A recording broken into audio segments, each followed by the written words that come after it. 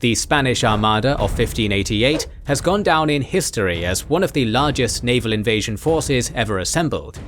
In the plans of King Philip II of Spain, his mighty fleet was intended to link up with his forces in Flanders and then invade England, dealing a humbling blow to Elizabeth I. But the Armada has also gone down in history as one of the worst military disasters in Spanish military history, one that would allow England to rule the waves uncontested. Or at least that's the picture painted by Elizabethan propaganda. The undeclared war between England and Spain was far from over, and the balance of power was still on Philip's side. Elizabeth would seek to redress it by launching her own invasion against Spain. This is the story of the largest English naval expedition to that date and the epic struggle that followed. This is the story of the English counter-armada. Wish you were able to field the largest invasion force ever assembled? There's a new mobile game where you can do just that, and it's the sponsor of this video, Top Troops. Massive battles await you on the path to defeat the Dark Army, but you'll need to gather a force that can fill your whole screen. How? Build your kingdom and collect troops to use, and then use the merge system to train and upgrade your units outside of battle. Since you're always upgrading your army or economy one way or the other, there's constant progression towards your goal of ultimate victory even outside of the epic and strategic battle system. You can also join a squad to work with or compete against other players. And now's the best time to do it, as this game is brand new, so you can explore the strategic challenges within together right now. Get the game on iOS or Android via our link in the description or the QR code, and you'll also get a bonus pack with 100 gems at a king chest size L, but only for a limited time. So dive in and start building your kingdom and army today. The Spanish Armada had left the English Channel on August 12, 1588, but Elizabeth's court still feared their return. During the doomed expedition, the Spanish had lost several ships to the English and lost most of their vessels to shipwrecks on the way home, but only a fraction of them were military ships. All in all, the Spanish fleet was still formidable and capable of striking once more against England. After repelling the Spanish invasion, Elizabeth ordered her admirals, Lord Howard and Sir Francis Drake, to strike back at once, but the commanders were unconvinced. Despite having suffered low casualties in combat, up to half their sailors had succumbed to disease while at sea pursuing the Armada. Moreover, the English fleet was low on supplies and its coffers were woefully empty. Nevertheless, Elizabeth persisted in her desire to form a counter-armada.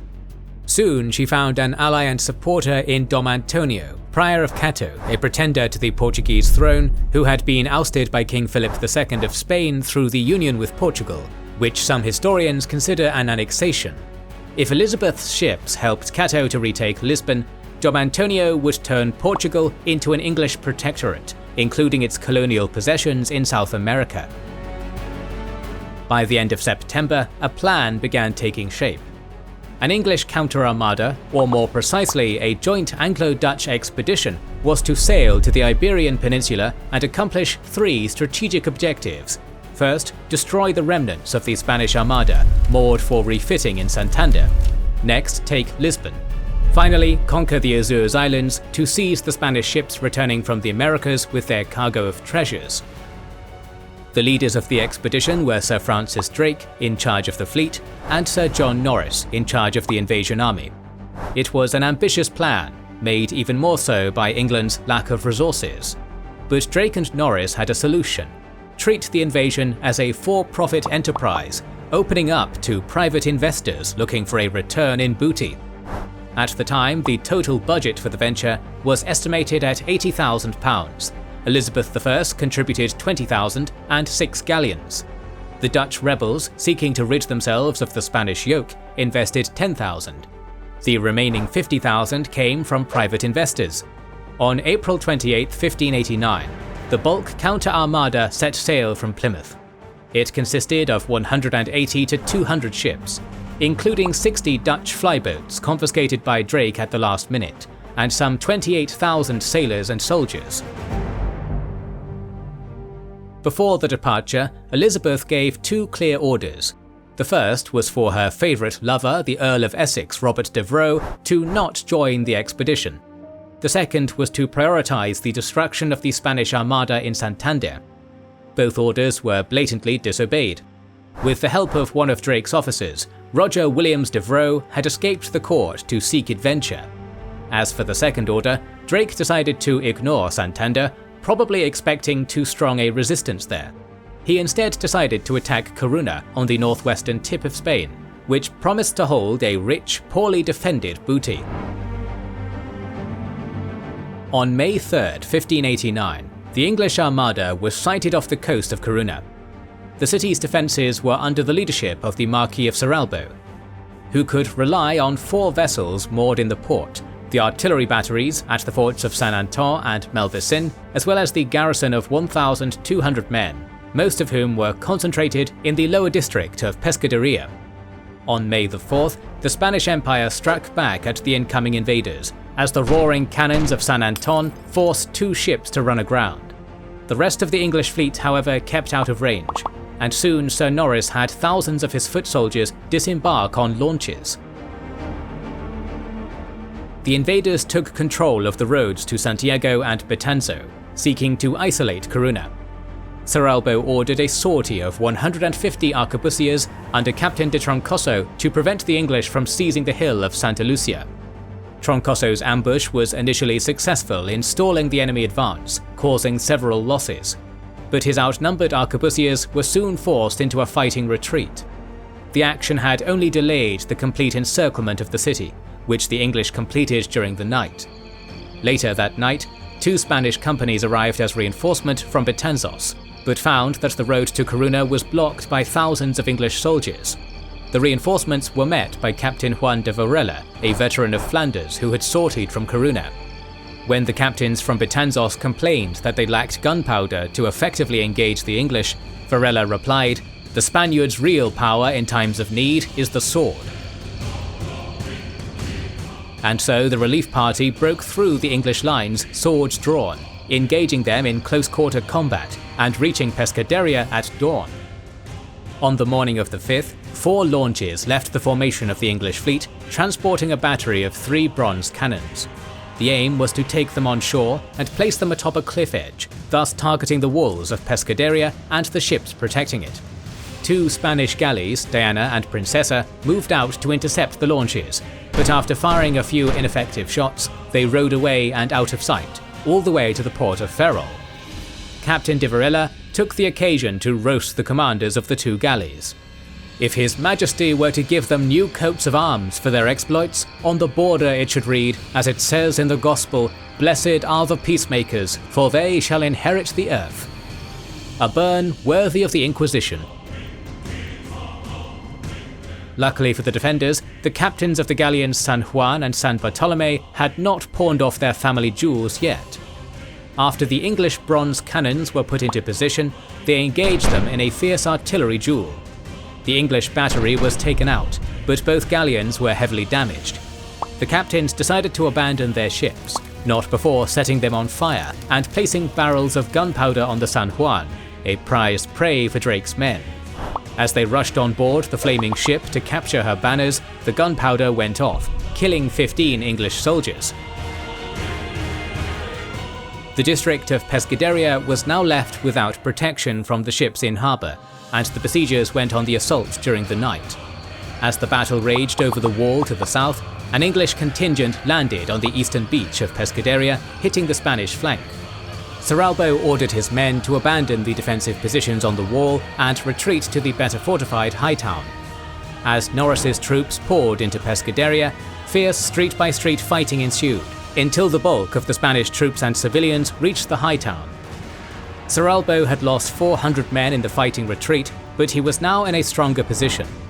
On the morning of the 6th, 2,400 Spanish troops under Count Andrade arrived as reinforcements, taking position on a hill overlooking Pescaderia. Serralbo's hopes were soon dashed, however, as an English sortie drove them back decisively. In the following days, the English were busy building siege works and artillery platforms and digging tunnels to undermine the walls of the High Town. On the 11th, the besiegers bombarded one of the gates to the High Town, Puerta de Ares, and later launched a failed assault against another gate, Puerta Real. The English then proceeded to batter the walls with intense artillery fire, while the Spanish worked tirelessly to reinforce their fortifications. On the 12th, the English tunnelers detonated their first mine, close to the monastery of Santo Domingo. But the tunnel they had dug was too short, and the explosion did not damage the walls. On the 14th, the English sappers gave it another go, and this time their mine exploded right under the turret. Unbeknownst to them, the women of Corunna had built a solid embankment behind the fortification to reinforce it. This structure deflected the blast of the explosion back towards the besiegers, killing 300 of them.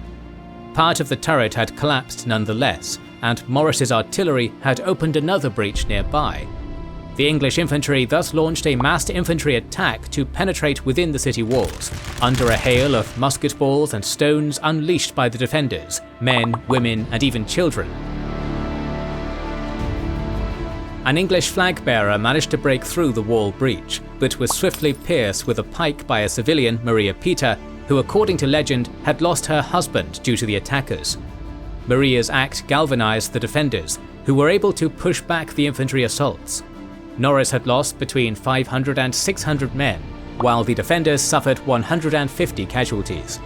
As the battle raged on around the turret, Norris's forces launched a parallel assault against the Saint-Anton fortress. 40 launches carrying troops and artillery tried to disembark near the castle, but the 4 cannons of Saint-Anton sunk 2 of the boats, causing the rest to retreat. On the 16th, the besiegers turned their attention to the Spanish forces under Count Andrade outside of Corunna, who had been harassing them from the rear. Norris dispatched a large column towards the bridge of El Burgo, but Andrade had already prepared an ambush with 100 arquebusiers. As the English started crossing the narrow bridge, they were first picked off by arquebus fire and then pushed back by the charging Spaniards sword in hand. Norris ordered a second, larger attack, and this time his troops managed to cross the bridge. A second charge, led personally by Andrade, pushed them back once more. The third time was the charm, as the English returned with their best armed and trained soldiers at the front.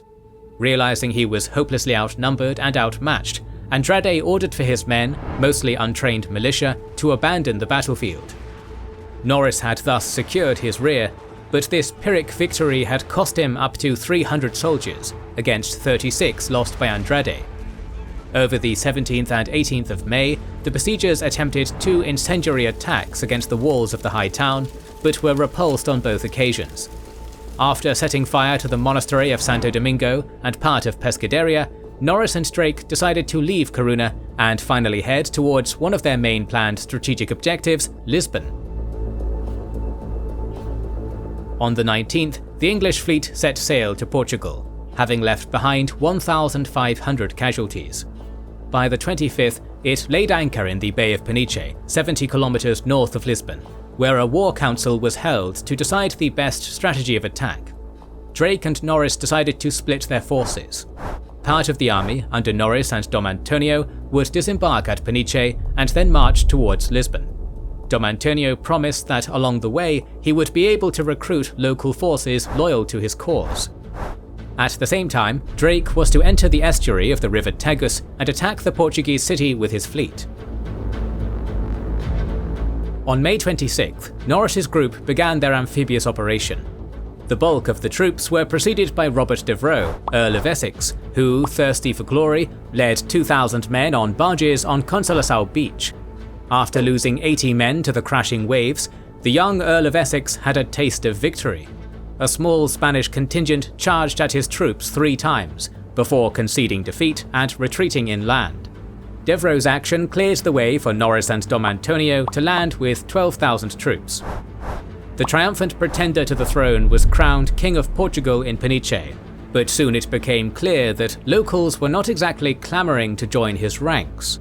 Despite him bearing promises of independence from Spain, his alliance with England was seen with distrust by the locals. Nonetheless, on May 28th, Norris and Antonio set off for Lisbon. Along the way, they did not encounter strong resistance, but their journey was not a triumphal parade either. The Spanish commander, the Count of Fuentes, had ordered his cavalry to harass the invading troops, picking them off at will before quickly retreating.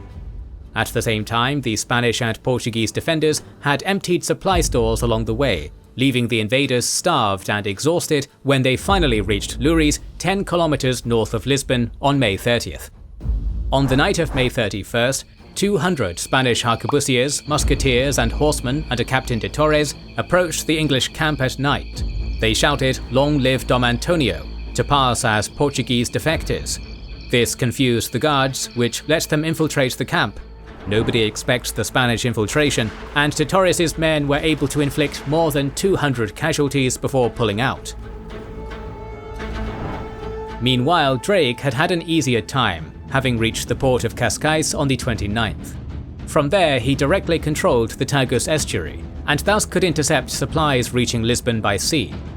In the following days, Norris's columns recovered from the surprise attack and descended upon the city, entrenching themselves in the unfortified suburb of Saldanha. The stage was set for a two-pronged attack on Lisbon, Norris from land and Drake from the sea. Similarly, the Iberian land forces, some 5,000 men, were led by Archduke Albert of Habsburg, Viceroy of Portugal, while the fleet was under Don Alonso de Bazan. The first assault on the city, however, was conducted by Dom Antonio of Creto. The pretender to the throne had managed to send a letter to a loyalist within Lisbon's wall, Rui Dias Lobo, described by a chronicle of the time as noble by birth but not by habit. On the night of the 2nd, Dias Lobo visited the convent of the Trinity, built against the city walls, to convince the friars to open Lisbon's gates for Dom Antonio and his allies. The friars welcomed him to a hearty dinner, while 2 of them went to fetch the guards. As the traitor was arrested, he probably realized that seeking help from Catholic friars to facilitate a Protestant invasion wasn't exactly a genius move. At dawn on June 3rd, Norris ordered the first proper assault. His troops stormed out of the trenches and moved southwards, towards the city walls, but suffered heavy casualties from marksmen atop the walls and de Bazan's galleys stationed in the estuary. The English retreated into their trenches, while Archduke Alberto ordered a large sortie. 3 columns of arquebusiers, pikemen and cavalry filed out of Lisbon, totaling 1,100 men. The larger column circumvented the English trenches undisturbed, and then attacked from the north, while 2 smaller detachments hit their eastern flank. The attackers initially had the upper hand, breaking through 6 English trenches. As the Iberians encroached on the besiegers, who had now become the besieged, the tides turned. The Spanish cavalry had no room to maneuver in the narrow streets of Saldanha, and many horsemen fell to English fire. The cavalry withdrew hastily, knocking down their own compatriots on foot. The English counterattack drove the sortie party back into Lisbon, but Norris left on the ground over 200 casualties against only 25 Iberian losses. At this stage, Norris took stock of the impossibility of taking Lisbon with an army weakened by disease, starvation, and lack of effective artillery. After midnight on June 5th, Norris ordered his troops to set the campfires alight and then to leave them burning as they retreated towards Cascais. At the break of dawn, the Iberian defenders realized that Norris had abandoned the siege. Archduke Alberto unleashed his cavalry in pursuit, while Admiral de Bazan bombarded the retreating invaders from his galleys. Norris lost more than 500 men on the first day of his withdrawal. On June 6th, the invaders continued their march towards Cascais to rejoin forces with Drake and his fleet. At the same time, the Iberian commander, the Count of Fuentes, assembled a large army and marched towards Cascais too. On June 7th, they found the English protected by strong trenches and by Drake's cannons, roaring from the bay. A direct attack was impractical, so Fuentes and Admiral de Bazan agreed to simply lay siege to the English amphibious force, surrounding them by land and sea. On June 8th, Essex, the restless favourite of the Queen, dispatched a message to the Spanish, challenging them to a pitched battle. Fuentes politely ignored the challenge, as he had some knowledge of a certain skill called strategy. Rather than wasting lives and resources in open combat, on June 9th the crafty general ordered the destruction of several windmills by the coast, which Drake and Norris had been using to produce flour. Drake's ships were filled to the brim with wheat, but without the mills it was effectively inedible.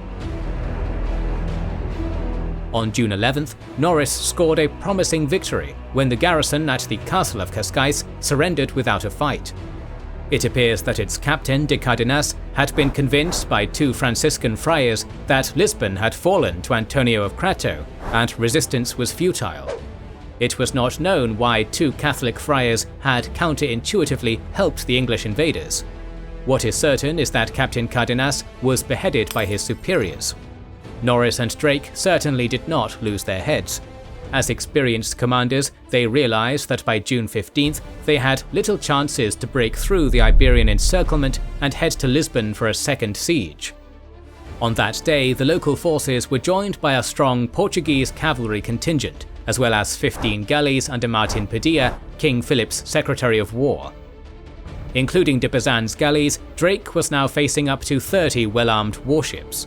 His fleet was numerically superior, but it consisted mainly of transport ships. On June 17th, Drake received a message from a livid Queen Elizabeth, chastising him for not having attacked the Spanish Armada in Santander and for allowing Essex to tag along. Wisely, on the following day, the Drake-Norris expedition left the coast of Portugal, pursued by Padilla and 9 of his galleys. On the night of June 20th, the Spanish galleys rode amidst a formation of English straggling vessels. At daybreak, the English realized too late that the enemy was among them, and Padilla's men went on the attack, releasing artillery and musket volleys. By the end of the engagement, 5 to 7 English vessels had been sunk or set ablaze. Next, the Iberians focused on a land objective, a garrison which Norris had previously stationed at Peniche. A cavalry detachment rushed to Peniche, reaching the town on the 22nd, just when the English were about to leave by boat. The lightning strike resulted in up to 300 losses and the recapture of Peniche's artillery, which proved very handy when Drake's fleet showed up the next day. Repulsed away from the coast, Drake's Armada appeared to be heading towards the Azores, one of their original strategic goals. However, the adverse weather kept pushing the English fleet back towards the Portuguese coast. Running low on water, Drake decided to make a landing in Vigo on June 30th, but the town had been left completely emptied and deserted by its inhabitants. The lack of loot and supplies enraged the invaders, sparking an orgy of destruction. This was interrupted on the following day, when 500 regular Spanish troops, reinforced by local militia, launched a surprise attack, which claimed hundreds of casualties. That was the last engagement of note for the Drake-Norris expedition. Struggling against diseases and hostile weather, the English counter-armada left the Iberian Peninsula for good on July 5, 1589. Despite Drake and Norris's best efforts to market the expedition as a triumph, they could not hide the stark reality of less than triumphal figures. Up to 18,000 men had been lost to fighting, disease, and shipwrecks. Up to 40 vessels had been sunk, burned, captured, or scuttled, and the loot consisted of only £30,000 against the 80,000 contributed by investors. The follow-up to the Spanish Armada had resulted in a disaster of similar, if not greater size, a loss in resources, vessels, and manpower which Elizabethan England could ill afford. The outcome of the expedition reshifted the balance of power to King Philip's side. However, neither the Spanish Armada's attempted invasion of 1588 nor the counter-armada of 1589 could be considered decisive victories on either side, despite contemporary propagandist efforts by both parties. The undeclared Anglo-Spanish War continued to rage on, with further large naval expeditions organized by both belligerents. The conflict was finally concluded on August 18, 1604, with the Treaty of London, which restored the status quo antebellum. Thanks again to Top Troops for sponsoring this video.